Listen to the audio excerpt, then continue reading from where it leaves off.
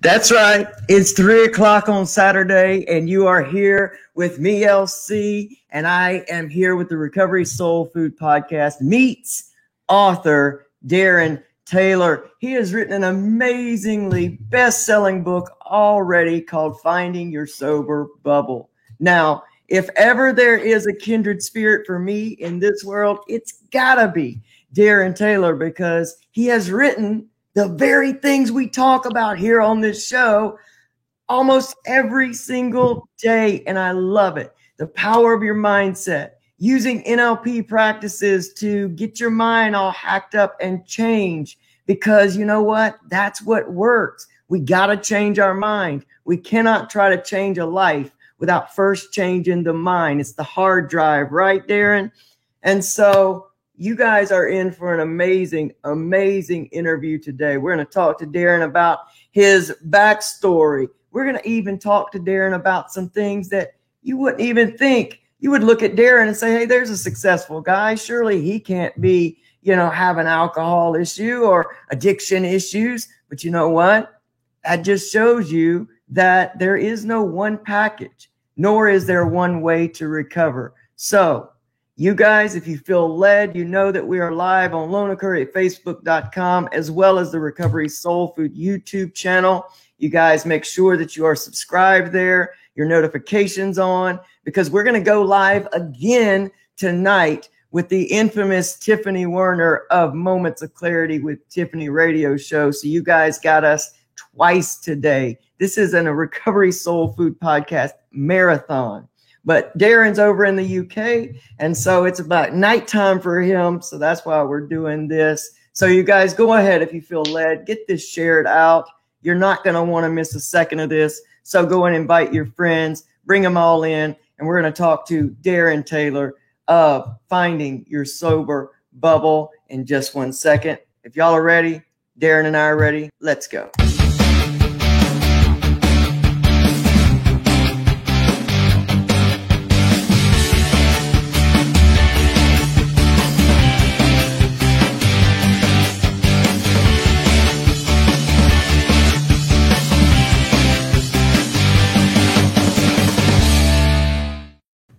What's up, Darren Taylor? I'm so glad to have you here, man. Welcome to Recovery Soul Food. How you doing? I'm good. After that introduction, I hope my mic's working. That's all I can say. You're doing good, man. I love this book. I love the book because it's been a long time since I've actually read a recovery book that not only holds story, backstory, but steps and ways to help get yourself and find your sober bubble. So give us some information about Darren Taylor. Who's Darren Taylor? Because you're a pretty successful guy. So let's talk. Well, I'm your everyday guy, I suppose. I'm brought up in the UK, and my upbringing was no better, no worse than your average kind of guy. And, I moved on to quite a successful sales career.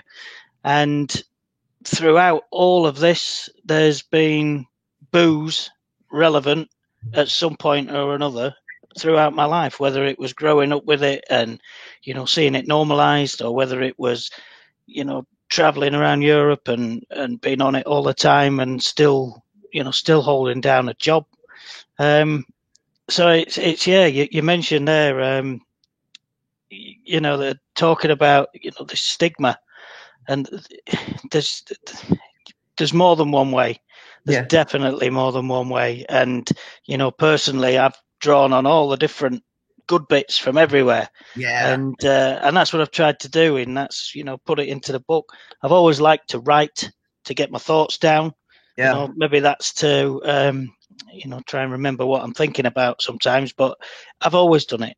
And to be able to bring, something that I like doing and help others and try and put it down into one place in that book. Yeah. You've done an amazing job there, man. I mean, it really, it's straightforward. it's a really, really, again, I love an easy read. You know, I'm a busy person. I got jobs and stuff, and I love to sit down and read something that's easy to read. It really flows. It is packed with great information. And you're right. I mean, I kind of did the same thing in my recovery revolution, was pull from many different things and make it my own. And that's what I encourage a lot of other people to do.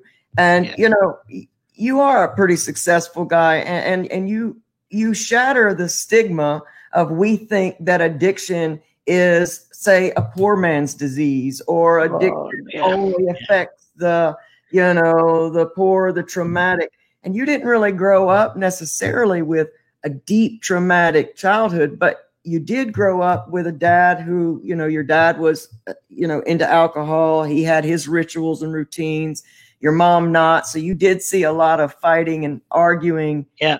And at a young age, you kind of had to stand in the gap and try to make everything okay for everybody. So you did have a mixed interpretation of the alcohol, because you know, to me, it would, Saturday afternoons was just, you know, that was it.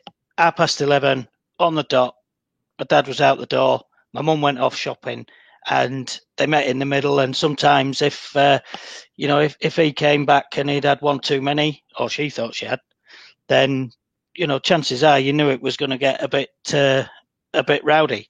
Yeah. So it was normalized. And you see, I use that word normalized quite a lot, by the way, because it's so normalized everywhere. You know, it's crazy. But from a young age, you know, what a child sees, you know, whether it's traumatic or not, stays with them. Absolutely. You know, and in some cases when there is traumatic there, you know, that's obviously, you know, terrible. And that goes on to have its effect in later life, as does, you know, memories that you have anyway, good or bad. So it for me, it's one of them, you know, it started at an early age, and by the age of 15, 16, I was going into the pubs. You know, you got to be 18 to go in them, or you did then. So it was just, absolutely. Well, you talk about so much in the book about how it really is normalized. You know, we are constantly bombarded with pictures of celebration in our media. You know, it's like drink for everything, but don't dare have a problem. And when you have a problem, the stigma completely switches and changes. And now, you know, we turn our back on you because, you know, you're so weak, you have a problem. And, you know, that really plays on the psyche of a person. That plays on the mind of a person. And as I read through your book, I know that you have, you know, I don't want people to at all think that you haven't gone through some hard stuff, because I know 2006 was a really rough year for you with losing your mom. And there was something, again, I love the book because of the mood. I could tell when your thinking began to change in the book because of the way the mood went. Now, you dealt with a lot of, now explain to us, you were a binge drinker. You were a binge. And kind of explain to our audience kind of what that meant, you know, to you, what that means to you. Well, you know, you don't have to be classified as an alcoholic to have a drink problem. And, you know, your classic binge drinker is, you know, certainly one of those, because once I started, you know, would I stop? Probably not. No. And it could go on for days. And then, you know, I could have a few days off, and then I'd start again. But you can guarantee, you know, as soon as you did stop and you felt rough for, you know, 3, 4, 5 hours or whatever it was, you know, absolutely hanging, the old brain starts ticking, and the demon's saying, "Hang on a minute, it's Thursday coming round soon. You know, you've had Wednesday off. Are you going to have another one? Yeah, now take it easy. Yeah, you take it easy. DL, you hit it, you get it, and you're on. And before you know it, you know, you've lost a day." Absolutely. Absolutely. Yeah, so I honestly think that in this, well, in the States and in the UK, there's a binge drinking epidemic, Yeah. and everybody, I don't know what it is. I think it's a similar level, but the healthy limit, if you like, is 14 units, which is 6 pints, 6 pints of normal beer. Mm-hmm. So everyone I know, whenever they'd gone out, more or less, would generally drink more than 6 pints in an innings. Oh, yeah. And that's for me, when I was binging, that was just a start before we went on to the wine. Absolutely. Yeah. So that was before we left the house. Yeah. Yeah. That was in definitely. preparation to go. Yeah, absolutely. Yeah, so you didn't have to wait for everyone else to finish the beers you'd already got. I mean, it's just it's crazy. Yeah. It really Great is. minds. That's it. I love the way you put it. Your on-off switch was broken, because I categorized it for me is I have no brakes. I didn't understand the people that could socially drink, that could have one or two at an event. That wasn't ever going to happen for me. I thought it was useless to do. Why just do that? Point? Yeah, exactly. What's the point? Yeah. Absolutely. I went for the effect, like you had worded it in the book. I was really taken in by that, because I was like, I drank for the effect. I didn't drink for the taste or any of that. It was the effect. And,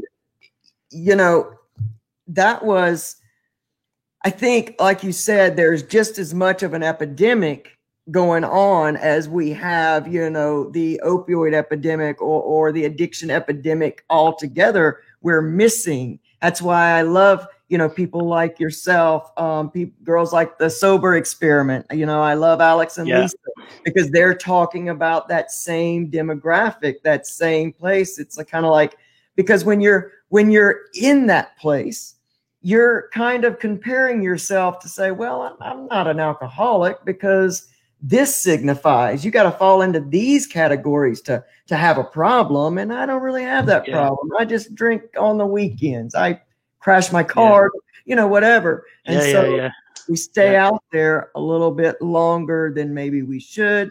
And so I really, you went through some emotions. You went through a lot of emotional stuff, especially in 2006. And I know that in that time, you developed a lot of anger and resentment issues during that time, during 2006. With give our audience a little bit about what went on for you in 2006. Yeah, well, it was one of them years where everything just seemed to happen. And there's different people deal with things in different ways. I'm the kind of guy that if there's some kind of issue or whatever, I need to let it sink in. Yeah. And then I need to deal with it. Yeah. And then, however that is, and then I can move on. In 2006, it started in the Christmas before, actually. I thought, my mum's not very well. Mm-hmm. And then in the February, she was diagnosed with cancer late in the February. And then in April, she died. Just bang, out of nowhere. Duff. And it was like, she was, to me, lots of people are the same. I don't for 1 minute think that, I'm different to everybody else, because that connection that we had was special. Yeah. And she's still probably the only person that, I would tell everything to anyway. And I think I mentioned that in the book. Yeah. But at the same time as that was happening, we was planning for a wedding. I was doing an open university degree, which is one of these where you study at home. Mm-hmm. So, I never went to standard university and things like that. I was doing apprenticeship and stuff. So I was studying at home, and it's hard. And I'd got an exam coming up the month after. My wife became pregnant, and it was like bang, bang, bang, bang, all at once. And it's like, fuck, what's happening here?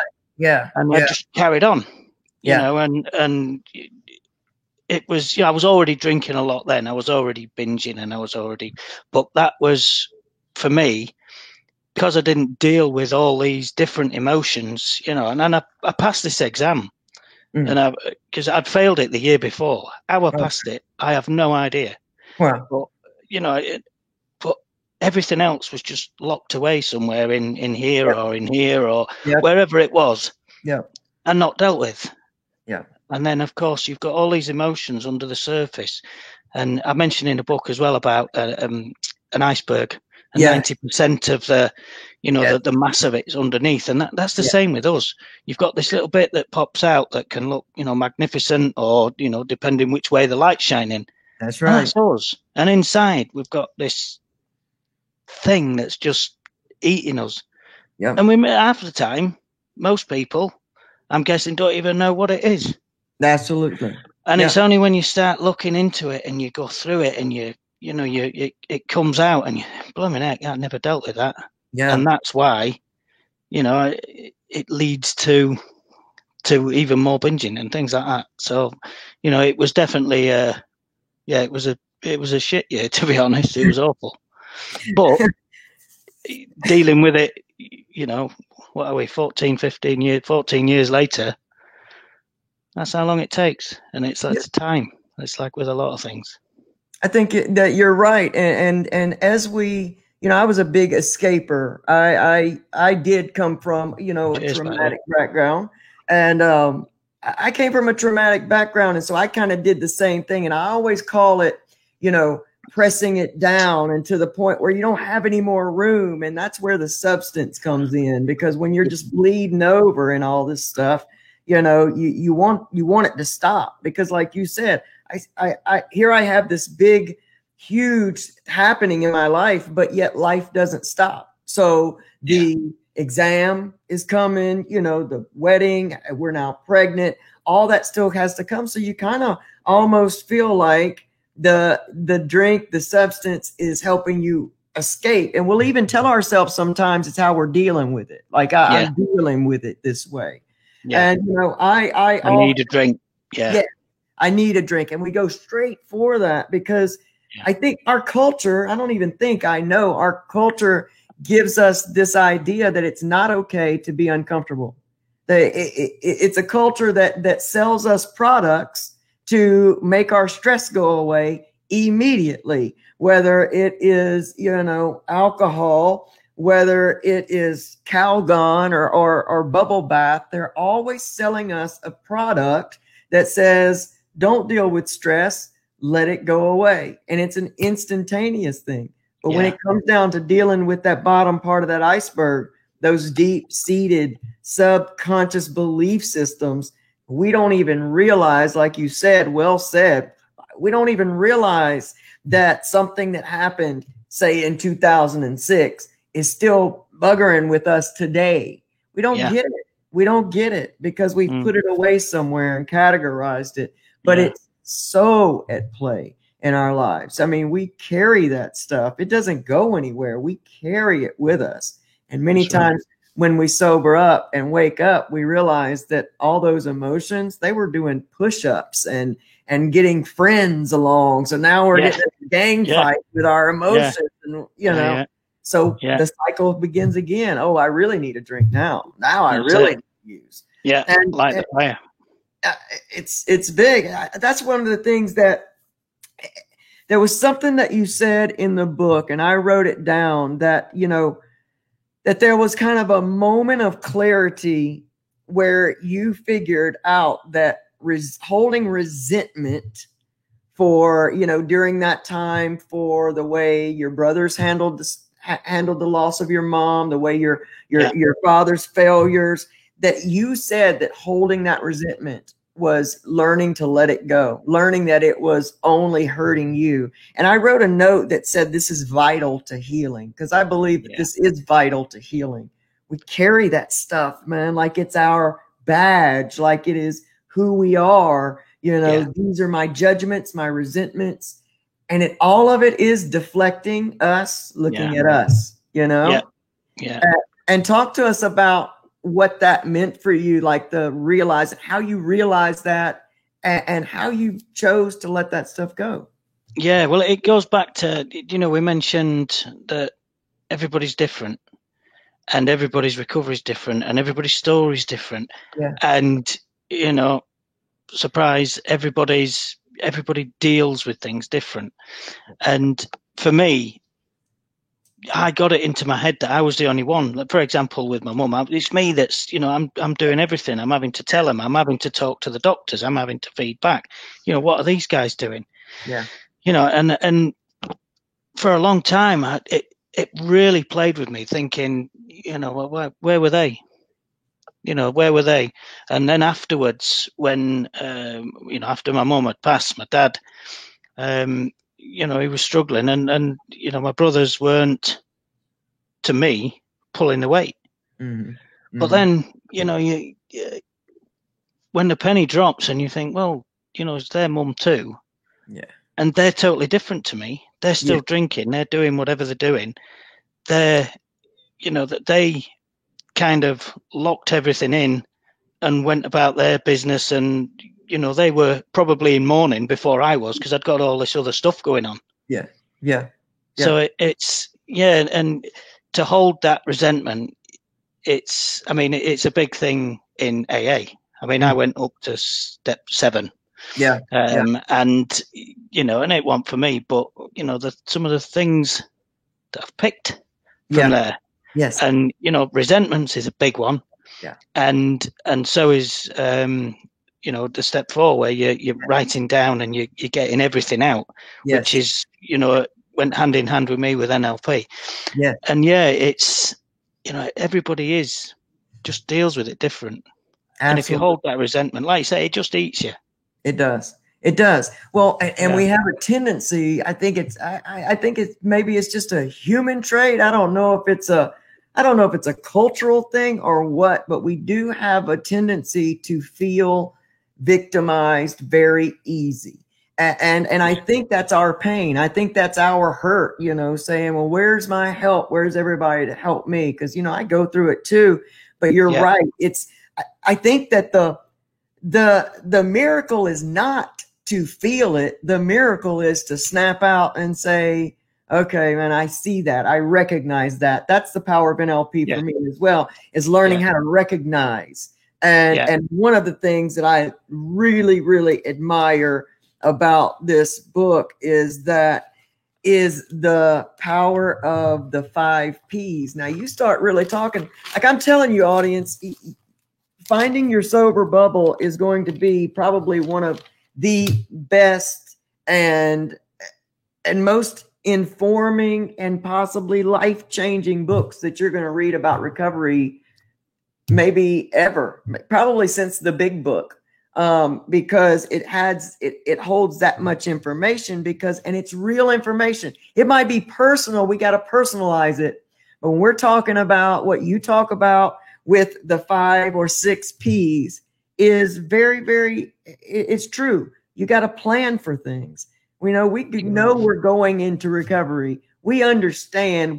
Like you, I relate to you with the relapses and, the back and forth, and you carried a lot of shame and guilt because of those things, because I think we're trying to control something from a mindset that there's no win in controlling this thing, this problem, this issue we have. We can't control it from that same mindset. And I think that's what we're trying to do in the beginning. So we hold back the dam of water for a little while, and we get some clean time, and we say, oh gosh, we're doing good. And then it gets to be too much. We bowl over, and then here I go again. Old dumb me. I just can't. Oh God, and we're on and we're on. So I want you to explain the 5 or 6. Go on and explain the whole 6 P's to our audience here, because I think they're going to relate. Yeah. Well, my favorite version is the 6 P's. Yeah, me too. So the 5 P's: planning, preparation prevents poor performance. And, the 6 P's: planning and preparation prevents a piss poor performance. Come on. And it's so, so true, because, whether you're talking about giving up booze, whether you're talking about giving up, the drugs, whether you're talking about going into a presentation to give, a business presentation or something, if you don't plan and you don't know what to expect, or at least anticipate what to expect, then you're going to get your ass kicked. Yep. And it's, when you look at, the drinking, and I've done this numerous times. I've been on a major session and I've woke up and I've thought, oh no, what happened there? What have I done? I've let everyone down again and blah, blah, blah. I need to stop drinking. That's it. And you stop. I'm just going to do it. Well, that's it. You just stop. What you don't do, or what I never did, was, think, right, logically, what do I need to do? When is it going to start again? And then before you know it, let's say you finished up your binging on the Monday morning or whatever it was. By Wednesday, it's at you again. Yep. And it's at you. And what you need to do is just think, right, what am I going to do when I'm not feeling so rough anymore? I'm starting to come around, and hey, the guys are talking about, having a drink at the weekend, or I know for a fact that I'm taking such and such a client out. Well, maybe I'll just have one glass of wine. Yeah. Bang, you're in, you're done. That's it. So what you need to do is look at all these things. And for me, I'm more or less, in my head and in my notes and everything, I more or less wrote a business plan about how I would deal with things. Yeah. And, it sounds bizarre. I mean, journaling and writing, obviously, I've written a book is a big thing for me. But just by knowing that that craving, for example, is only going to last 20 minutes or whatever it does. But I took it a step further than that, because I thought, right, well, you wherever you look, there's advice about what to do with cravings, and one of them is to go outside and get a walk. Mm-hmm. Well, what if I'm walking and a craving hits while I'm walking? Well, then you're damn running. Yeah. And you're doing something else, and it's about keeping busy and just having it almost listed. Whether that's in your mind or whether it's on paper, whether it's on a big whiteboard in front of you, or whether you're walking around with it on your phone. And do it. Yeah. Do it and make sure that that you've got somewhere, and that's that somewhere is your sober bubble. Yeah. And that's that's the place where you need to get. And if you've got that safe place that is your sober bubble, then create that in your mind. It doesn't have to be a room. You don't, if you want to, create a bubble, a real one. But in your mind, you need that place that says, right, okay, this is me. I'm going to take a minute and I'm going to work out what I need to do to get through this, because it doesn't last forever. It does. And it's self-belief. And it's self-belief. Big thing. That's so true. You're so right. That's that self-belief. And, that's why I really, really reiterate the having your why. Everybody says, well, you gotta get into recovery for yourself. Well, a lot of times we're so caught up in that, the beating ourselves up, that we don't even feel that important. I always say, what's your one thing? Name your why. For me, it was my son. He needed not to grow up. I had made this promise, and I was seeing that my relapse, my behavior was affecting him. Therefore, that was enough for me to start the change. Not that it was at all easy, but that was my why. And I could write that why down. And then, just like you said, you better have a plan. You got to have a plan, because we can quit drinking and we can, give up drugs or substance, or even you can do this for anxiety. You can start doing this for anxiety. You know what makes you anxious. You know where it's going. What's your plan? How are you going to do it? I love what you said. Who do you need? Who needs to be in your corner? Plan what kind of help you're going to need. Have it set up. It's the difference between recovery success and back to relapse. But there's one other thing that I admire about you so much, is you never stopped getting up. You guys, again, you got to read the book, because you're going to see that Darren went through this a lot. He went through this, having the moments of clarity, having those moments of sobriety, and then would do the same thing. But he just never gave up. And I want to encourage every single solitary one of you out there, wherever you are in your recovery journey, keep getting back up. Absolutely, yeah. And 22 years, I had dedicated my life to active addiction to the point where I was on the street, where I was no money, no nothing, have nothing, only this habit, this thing. And yet, you gotta keep getting back up. If you keep coming back at it, eventually you're getting something from all those times, whether you realize it or not. You're pulling nuggets, whether you realize it or not. And I think that makes for a better ability to plan, makes for a better strategy.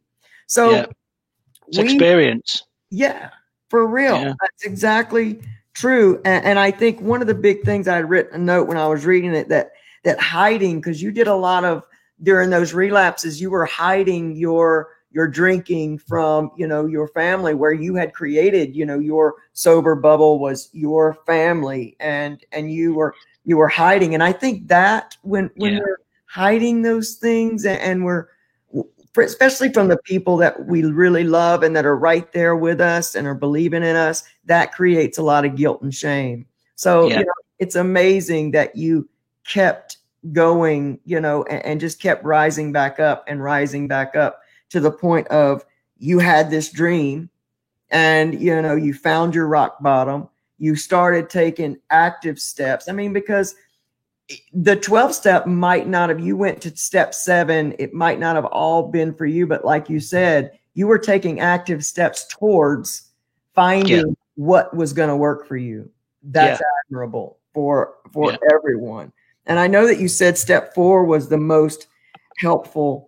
And there was something that you were saying in the P's, to understand those triggers. And I talk about analyzation all the time, man. Analyze those triggers.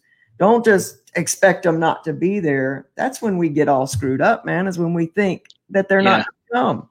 Yeah. Triggers. You've got to, work out what they are. I mean, for me, the biggest one for me was being away from home, because I was, I would get up at stupid o'clock on a Monday morning, be on a flight, into Germany or wherever it was I was going, and probably wouldn't get back until maybe the Thursday or the Friday. And I was constantly just on it. I wasn't driving. I was in airport lounges. It was all free. It was all paid for. It was just, it sounded, it's a great life. Yeah. But, when you overstep the mark, it's and it's easy. And that's the thing. It's so easy to do it. And that's where the whole stigma thing, really annoys me, because, that I said earlier, you don't have to be an alcoholic to have a drink problem, and you don't. There's so much middle ground there, where people know that it's affecting them, the relationships, whatever. But they can't be an alcoholic, surely not. Yeah. Well, maybe you're not, but maybe you've got a problem. But yeah, the going back to the triggers, the trigger for me was definitely being away. And once I realized that, and I thought, right, my marriage was nearly done, absolutely, because I was away all the time, neglecting the kids. I never saw them, and it got to, I've got to do something. So the job went, and then I felt bad because I'd given up this job. And then that's when the 4 years of, proper struggle started, because I'd had the problem long before I acknowledged it. Oh yeah. As probably most people do. Yep. And that's when it's, it started getting worse, and the secret drinking was more, and it's once you're on the slope, it's the slope. It surely is. The mood scale comes in. Yeah, it's definitely. Talk to us about Jill Cowley. Who is Jill Cowley, and what does Jill Cowley mean to you? Tell us about Jill. Jill is an amazing woman. I'd been to, in this 4-year period that I mentioned, I'd been to quite a few different counsellors, and I'd even come out of one and done a bottle of wine in on the way home, so obviously it wasn't working. And then I met Jill, and from the moment I spoke to her, and from the moment I went to meet her, there was just a calming, a rapport, and a willingness to help and want to do some good. Yeah. When you meet somebody and you're supposed to be having an hour's, I think it was a 40-minute consultation just to see how you get on, whether NLP's for you and things like that. Yeah. And you walk out of there 2 hours later at no cost, that you've got somebody that's a good one, so to speak. Yeah. And, we hit it off straight away. I think I mentioned it in the book. I'm not sure actually, but I did come out of there feeling, whoa, what happened there? And it was Jill building on, things that I'd already perhaps understood but not gone ahead with. Simple things like your grounding techniques, and I've still got, you see, the bracelet here. Yeah. It's about anchor points and things. Yeah. So whenever I'm feeling, I've got this anchor point, and just small things like that. But what an amazing woman! I can't say, for what she did for me, because as well as the, the alcohol, there was the grief from not dealing with the loss of mum. Yeah. So there was that kind of therapy as well. That was all thrown into one. That's and just. Yeah, I can't speak highly enough of her, to be honest. She's, good. Yeah. Well, I guess the world special woman, special lady. Callies. The world needs more Jill Callies. So the world needs more Jill Callies. Yeah, definitely. More Jill Callies. I had, I myself, I put a lot of my recovery success to a counselor, a psychologist who helped me the same way. We just clicked, and that was my saving grace. Couldn't be here without her. So talk to us about neurolinguistic programming. What's NLP, and how has it helped you? It's it's basically it's training your brain to think differently on a more positive level. And the easiest way to explain it in a sentence is, instead of thinking to yourself, I wish I didn't drink, or I hope I don't drink tonight, it's I don't drink. Yes. And it's reinforcing it, and that's just one example, because what it does, it's positive self-talk, it's self-belief, it builds your self-esteem. And then through all that, it's got all the relaxation as well. And it's something that you've got to go into believing that you want to make a difference, and believing that it can work, or at least giving it that opportunity. And it's the same with the AAs. That when you're talking to people there, it's like you've got to work the steps.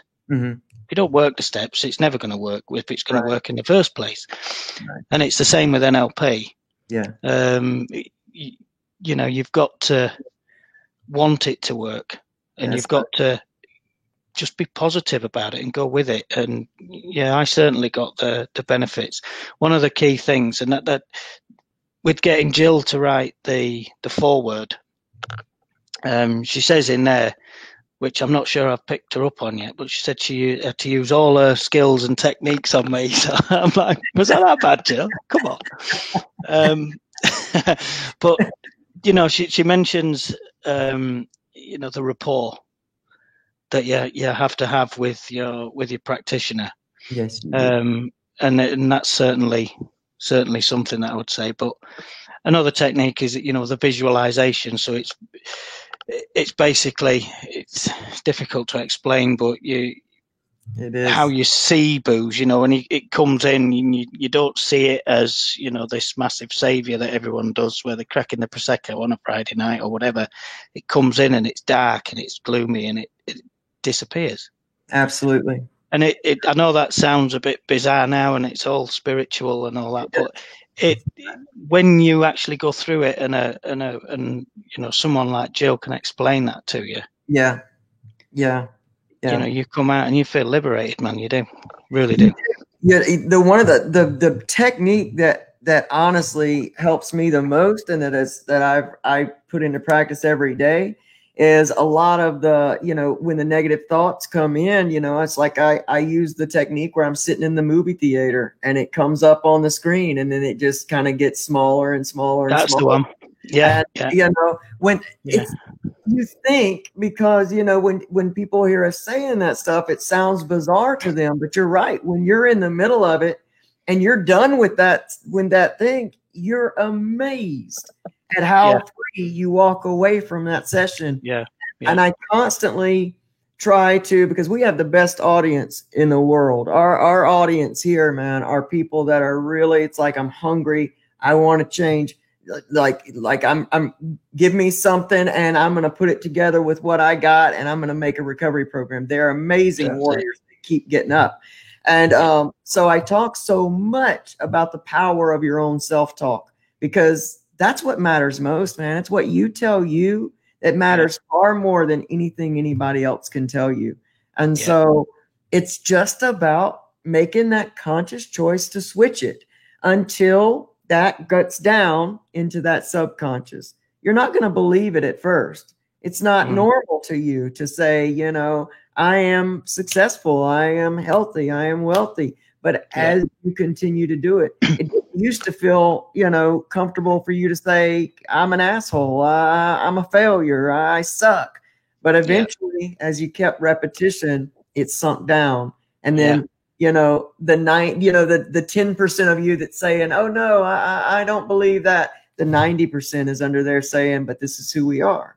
It's why it's so hard to break away from the cycle of addictions and the binges and the habits and the habits of thought. Habits of thought. So here's one thing that is very important to me, and it's the reason I do this show, is because I love to introduce the recovery community to people that have a dream, that have discovered what that is, and that are stepping towards it. So how did you begin to write this book? And then tell us about the fears. I want to know those little voices that came to you that said, come on, Darren, you can't write a book. Come on, Darren, you'll never get it out there. I know they came. Definitely. Talk to us about the process, how you did it, how you keep doing it, and how we can all help. It started, bizarrely enough, years before I thought I could write a book on my life at the minute, because everybody reads books about this massive celebrities who've shot to fame and then fell back down and done all that. What about the everyday guy that's going out there and he's doing some crazy stuff? And I thought I could write a book on that. Then my life went wrong, so to speak. So that kind of went out the window. And because I was trying to draw on all these different experiences, and I thought it's so confusing, I need to start writing things down. So then I started the blog, and I was just writing, that was a bizarre thing, because it's called the Uni of Life, and I bought it and I thought, well, that's great, that, when you buy the domain. Yep. I thought the Uni of Life, because that is, I've learned from the University of Life, from, making my own mistakes and learning. Right. I thought I'll buy it. So I bought this. I had no idea what I was going to do with it. So I bought it and thought, well, I'll start writing some stuff. So I started writing some stuff. And then I thought, there's that many different areas and things like that. And I started comparing them and putting them down and just, and that's where it went to. It went from there. And I thought I could actually write a book here, and I'm going to aim it for everyone. Not just for the, the perceived down and out, but for the functioning alcoholic, the guy that's, knows that he's drinking too much, but he's not an alcoholic, that, them kind of people. And where it actually starts to think, or when you start to think, well, I've got something here, but surely I can't put that out, who's going to buy that? I'm not an author. I've never written anything. I can do all these things, but how do I do it? And I had no idea where to start. But by persisting through it and, and thinking, well, I believe in myself, actually. What I did, I put together a launch team of just some people on Instagram. And, these were the similar people to me, everyday people that, have had either similar issues or whatever. Yeah. And I got them involved. And I said, look, what do you think to this? So I sent everyone, I think there was about 17 people initially. I sent a copy to. And the feedback that I got, some of it was, all of it was excellent feedback, to be fair. But some were saying, well, maybe that bit needs to flow with that bit. And I listened to everything and I put it all together. Yeah. And I took everything on because I thought, it's a book. Yes, I've wrote it. Yes, I'm proud of writing it. Yes, it's something that I'm going to look back on as a defining moment in my sobriety journey. But it's for everybody else. Yeah. And I want it to go out there and I want it to be something that people can read and, hopefully get inspiration from, but also pick it up and say, now, what would I do? I feel a bit, I need to just check out what would Darren do? Oh, yeah, he says that. Yeah. And try it. And if it don't work, try something else. Yeah. And there's also, and I tried to put I tried to write how I think, which is, some of the shit that I've took out there is crazy. Let me tell you, man. But by doing that, it makes it real. I hope that makes it real. And that was a key doubt. See, I'm coming back to the doubt where you said about, and that was a key doubt because I'm thinking, well, do people want to hear that? And then I thought to myself, well, yeah, they do because it's real and people want to understand what's real and relate to it because then it's not, putting them into this stigma or to this, like the no friend zone, if you like, of, I'm not dependent, I'm not this. Yeah. So there was them doubts, and then there was I've tried to make it a little bit.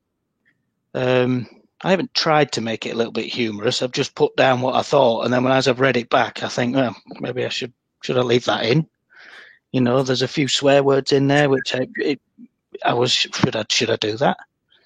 But most people have got them in these days, and it's by no means is it, it cussing all the way through it, but not at all. But these little doubts when you're not sure. Absolutely. Well, when you're creating something to be in service of, because basically, it's the same thing that I do here. It's the same questions. Oh, well, people want to hear about this, and because you're to a place where you're thinking, holy crap, I was such a mess that if I can really get this and begin to live a life that feels like freedom for maybe the first time ever, that feels like healing, that feels like happy, that feels, like myself, then surely anybody can. And here's how. And of course, those human doubts come in and say, oh, nobody wants to hear that crap, LC. Like, this isn't going to do. And then, of course, you run and you kind of look at the numbers and then you're like, yep, see, nobody wanted to hear that. But, all that stuff. Yeah. But when you feel, because I know where you feel the pull, you feel in your gut the pull to write. That's finding your sober bubble. And it's that pull that just keeps pulling you that says, yeah, I hear that, Darren, but come on, we got a job to do. Come on, we got to do this. And I was telling you this before, but I want to say this in front of my audience. Reading your book, I love the way you wrote it because I feel like it does give me an open door to who you are. Your personality comes through. Your vulnerability was amazing. And it also in the very beginning and being so openly vulnerable about the things that you were going through, the feelings that you felt, really also destigmatizes that we can talk about these things, that you're a man's man, and you can talk about these things without sounding, like anything, anyone else. And so it was great. It was amazing on so many different levels.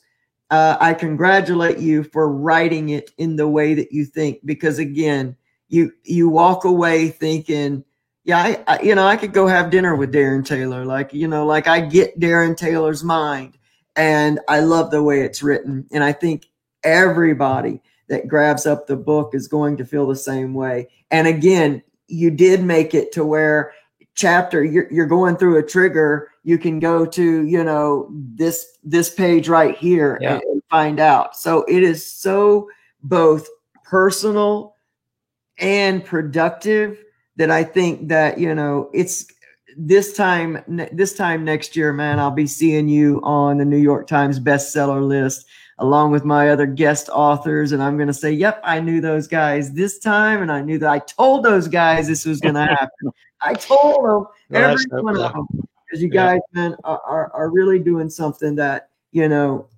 is vital to the world. The world, this is a recovery movement. It's a new way to recover for generations to come. And you're breaking down old paradigms of the way things are supposed to be or should be. And really, you're opening up freedom. And that's what people want. They want freedom. They want real people, real stories. And, thanks for giving us that.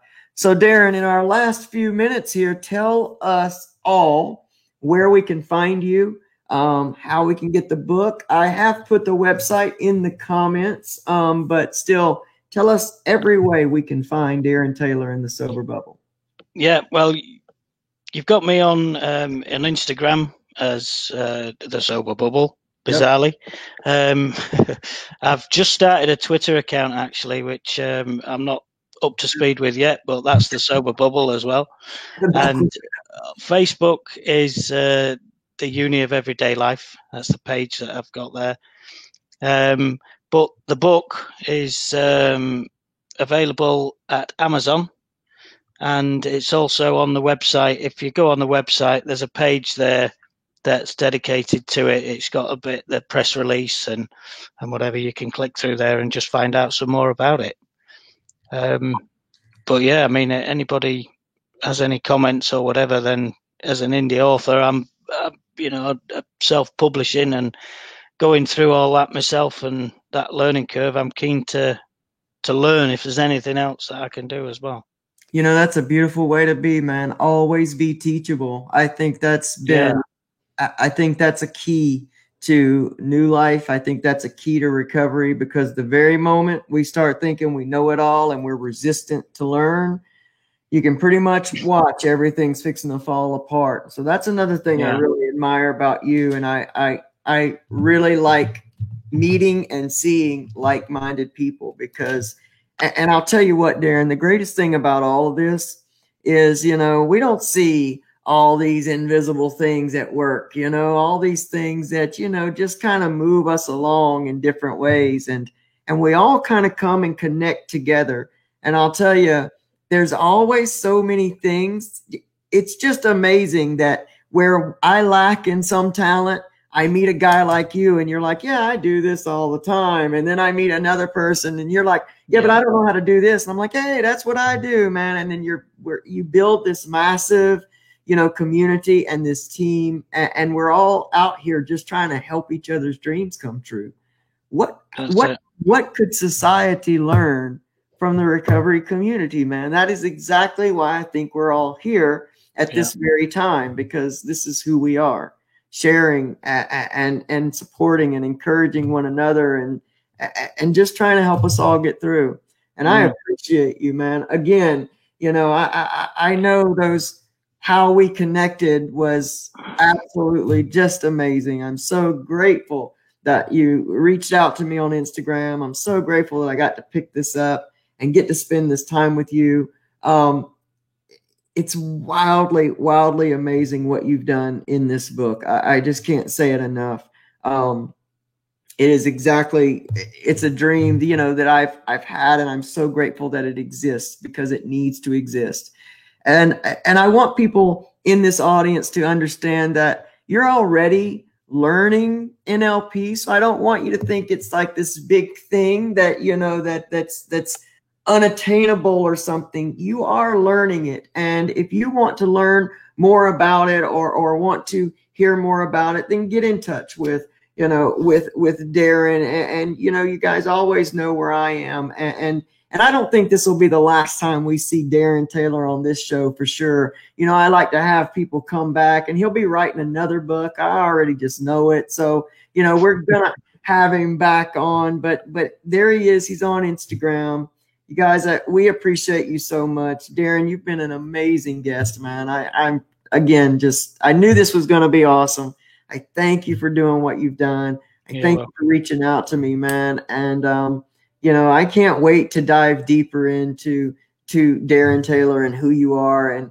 And I can't wait to get even more into the uni of everyday life, man. I look forward to reading your blogs. And, you know, if there was one thing that you could leave everybody here with today, what would it be? What hopeful, encouraging last line would you drop on the world right now?